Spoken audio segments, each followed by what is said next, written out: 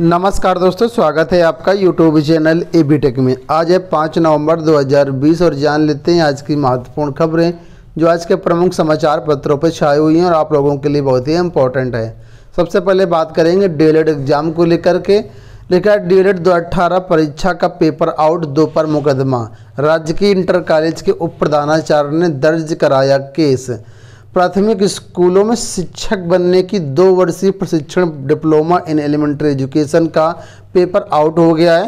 प्रयागराज के राजकीय inter college परीक्षा केंद्र पर प्रवेश के समय की ही तलाशी के दौरान मोबाइल के व्हाट्सएप ग्रुप पर पेपर की हल सामग्री मिली है। जीआईसी के उप प्रधानाचार्य बंसराज की ओर से चौक कोतवाली में महिला प्रशिक्षु और उसके भाई के विरुद्ध नकल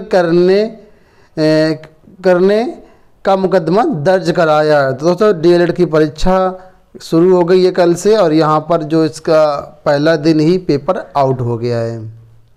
वहीं पर डीएलएड द्वितीय व चतुर्थ सेमेस्टर की परीक्षा आज से शुरू हो रही है। लिखा है डीएलएड के द्वितीय व चतुर्थ सेमेस्टर की परीक्षा जिले के 17 विद्यालयों में कराई जाएगी। यह परीक्षा 5 से 11 नवंबर तक होगी। इसके लिए जिला विद्यालय निरीक्षक ने सभी परीक्षा केंद्रों पर स्टैटिक मजिस्ट्रेट की तैनाती की है। परीक्षा के निरीक्षण के लिए 4 सचल दस्ते बनाए गए हैं, जिसमें सह जिला विद्यालय निरीक्षक डॉक्टर संतोष कुमार सिंह के अलावा खंड शिक्षा अधिकारी और कई अधिकारी भी शामिल किए गए हैं। तो ये अपडेट है प्रतापगढ़ की और सभी जिलों में आज से डीएलएड द्वितीय व चतुर्थ सेमेस्टर की परीक्षाएं शुरू हो रही हैं। बात कर लेते हैं अगली अपडेट की। यहाँ पर अपडेट है उत्तर प्रदेश के जो प्राथमिक और जूनियर स्कूल हैं जहाँ पर ट्रांसफ़र होने थे, तो यहाँ पर लिखा है कि उत्तर प्रदेश में शिक्षा सत्र के बीच अध्यापकों के तबादलों पर रोक। लिखा है बेसिक शिक्षा परिषद के प्राथमिक व उच्च प्राथमिक विद्यालयों में कार्यरत सहायक अध्यापकों के अंतर जिला तबादलों के मामले में इलाहाबाद हाईकोर्ट ने दिशा निर्देश जारी कर दिया है। कोर्ट ने कहा है कि शिक्षा सत्र के बीच में कोई तबादला नहीं किया जाएगा। सरकार को इसका पालन करते हुए कार्रवाई करने का निर्देश दिया है। कोर्ट ने साफ कहा कि नियुक्ति नियम है और तबादला एक अपवाद है। सरकार को शर्तें लगाने का पूरा अधिकार है। किसी भी अध्यापक को तबादले का अधिकार नहीं है। ठीक है, यह सरकार की तबादला नीति की शर्तों पर है। तो दिव्या गोस्वामी सहित दर्जनों याचिकाओं पर 44 पृष्ठ के विस्तृत आदेश में न्यायमूर्ति अजीत कुमार ने कहा कि प्रत्येक अध्यापक को अंतर जिला तबादले के लिए एक ही अवसर दिया जाएगा। केवल उस अध्यापकों को दूसरा अवसर मिलेगा जिसने नियुक्ति के बाद शादी की है। वहीं पर शादीशुदा अध्यापिकाओं को एक ही बार मौका मिलेगा तबादले के लिए, वो भी जो है सेशन के बीच में नहीं मिलेगा, सेशन के स्टार्टिंग में ही तबादले होने चाहिए। अगली अपडेट की बात कर लेते हैं। सीबीएसई ने सीटीईटी परीक्षा जुलाई 2020 की एग्जाम डेट जारी कर दी है। अब यह परीक्षा जो पहले 5 जुलाई 2020 को होनी थी लेकिन पोस्टपोन्ड हो गई थी, अब यह परीक्षा 31 जनवरी 2021 को करवाई जाएगी। ठीक है, तो यहाँ पर सीबीएसई ने कल ऑफिशियल नोटिफिकेशन जारी कर दिया है और आप लोगों की परीक्षा अब 31 जनवरी को होगी।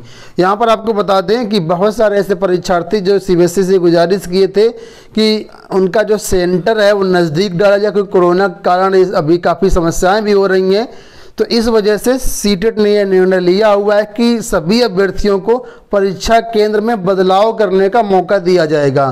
ठीक है, कुछ नए परीक्षा केंद्र भी बनाए गए हैं। यहाँ पर आप लोग देख सकते हैं लखीमपुर, नागो, बेगूसराय, गोपालगंज, पूर्णिया, रोहतास, सहरसा, ये सब यहाँ पर लुधियाना, अम्बेडकर नगर, बिजनौर, बुलंदशहर, देवरिया, गोंडा, मानपुर, प्रतापगढ़, शाहजहाँपुर, सीतापुर और उधम सिंह नगर ये नए परीक्षा केंद्र हैं। तो जो यहाँ के अभ्यर्थी अपने नज़दीकी परीक्षा केंद्र का चुनाव कर सकते हैं। इसके लिए 7 नवंबर से लेकर के 16 नवंबर तक वेबसाइट ओपन रहेगी। ये जो मतलब मॉडिफिकेशन है आप लोग हमारी वेबसाइट governmentjobcenter.com के थ्रू भी कर सकते हैं।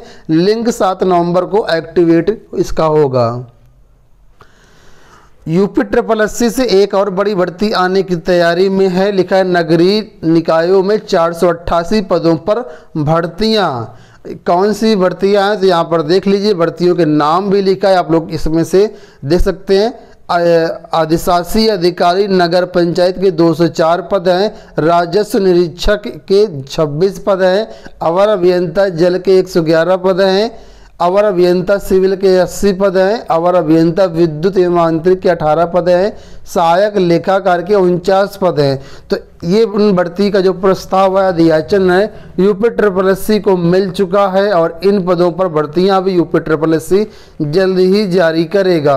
यहाँ पर लिखा हुआ है कि प्रदेश सरकार नगरीय निकायों में कर्मचारियों की कमी जल्द दूर करने जा रही है। स्थानीय निकाय निदेशालय ने सितंबर तक की रिक्तियों के आधार पर 488 पदों पर भर्ती का प्रस्ताव तैयार किया हुआ है। निदेशालय ने उत्तर प्रदेश अधीनस्थ सेवा चयन आयोग को भर्ती के लिए प्रस्ताव जो है वो भेज दिया है। कुछ और भी प्रस्ताव पहले से लोग यहाँ पर पड़े हुए हैं। लिखा है कि आयोग के स्तर पर जल्द ही भर्ती प्रक्रिया शुरू करने के संबंध में विज्ञापन प्रकाशित किया जाएगा। सभी नगरीय निकायों से लिपिक समेत अन्य संवर्गों के रिक्त पदों का ब्यौरा मांगा गया है। ब्यौरा मिलते ही इन पदों पर भी भर्ती का प्रस्ताव आयोग को भेजा जाएगा। तो कुल मिलाकर के भर्तियां यहाँ पर काफ़ी सारी हैं और अच्छे पद हैं यहाँ पर जो आने वाले हैं। LT ग्रेड कॉलेज आवंटन को लेकर के बात कर लेते हैं। तो लिखा है LT ग्रेड शिक्षकों को 15 दिन में पदभार ग्रहण कराने का आदेश। दोस्तों आप लोग जानते हैं उत्तर प्रदेश में उपचुनाव चल रहे थे इस समय। तो यहाँ पर जहाँ जहाँ उपचुनाव थे वहाँ पर ये कहा गया, आदेश जारी किया गया क्योंकि आचार संहिता लगी थी। इस वजह से कहा गया कि जहाँ पर उपचुनाव थे वहाँ पर 15 दिन बाद यानी आचार संहिता समाप्त होने के 15 दिन बाद सभी शिक्षकों को ज्वाइन करवाएं, उनका पदभार ग्रहण करवाएं। वही चीज़ यहाँ पर लिखी हुई है, आप लोग देख सकते हैं कि पदभार ग्रहण कराने के लिए अपर शिक्षा निदेशक माध्यमिक डॉक्टर अंजना गोयल ने पत्र लिखा है। प्रदेश के अमरोहा, कानपुर, जौनपुर, बुलंदशहर, फिरोजाबाद, देवरिया, उन्नाव के जिला विद्यालय निरीक्षकों को पत्र लिखकर कहा गया है कि उपचुनाव के कारण अगर आचार संहिता लागू है तो इन जिलों में उपचुनाव चल रहा है। अपर शिक्षा निदेशक ने आचार संहिता हटने के बाद ठीक है चयनित शिक्षकों को पदभार ग्रहण कराने का निर्देश दिया है। वहीं पर बात कर लेते हैं अगर 68,500 में, तो 68,500 में 23 अभ्यर्थियों हैं जो उनकी अभी तक काउंसलिंग नहीं हो पाई है, न जिला आवंटन हो पाया है। तो उसी चीज़ को यहाँ पर हाईलाइट किया गया। लिखा है कि 68,500 सहायक अध्यापक भर्ती में पुनर्मूल्यांकन में सफल 23 अभ्यर्थियों की एक बार फिर तय तिथि पर काउंसलिंग एवं नहीं हो पाई है। ठीक है, सचिव बेसिक शिक्षा परिषद प्रताप सिंह बघेल की ओर से जारी सूचना में कहा गया था कि अब NIC की ओर से जनपद आवंटन 4 नवंबर को किया जाएगा। 4 नवंबर को जिला आवंटन की सूची जारी नहीं होने पर अब 6 एवं 7 नवंबर को नियुक्ति एवं काउंसलिंग नहीं हो पाएगी। तो फिलहाल ये अपडेट है 68,500 पुनर्मूल्यांकन अभ्यर्थियों को लेकर के। LT ग्रेड में कल बहुत सारे प्रतियोगी छात्रों की तरफ से, प्रतियोगी मोर्चा की तरफ से लोक सेवा आयोग पर ज्ञापन दिया गया और यहाँ पर कई महत्वपूर्ण मांगे थी। इसको लेकर के मैंने कल वीडियो बनाया था। हालांकि मेन चीज़ें मैं आपको बता देता हूँ। यहाँ पर मामला था वेटिंग लिस्ट वाला, वेटिंग लिस्ट जारी होगी कि नहीं होगी। तो लोक सेवा आयोग ने कहा है सभी जब पदों पर नियुक्तियाँ हो जाएंगी उसके बाद जैसा होगा शासन से अनुमति लेकर वेटिंग लिस्ट जारी की जाएगी। वहीं पर LT ग्रेड जो कला के अभ्यर्थी हैं जिनकी फाइलें रोकी गई हैं, हिंदी वाले कुछ अभ्यर्थी हैं जिनमें इंटर में संस्कृत नहीं थी, इन सब को लेकर के लोक सेवा आयोग ने आश्वासन दिया है।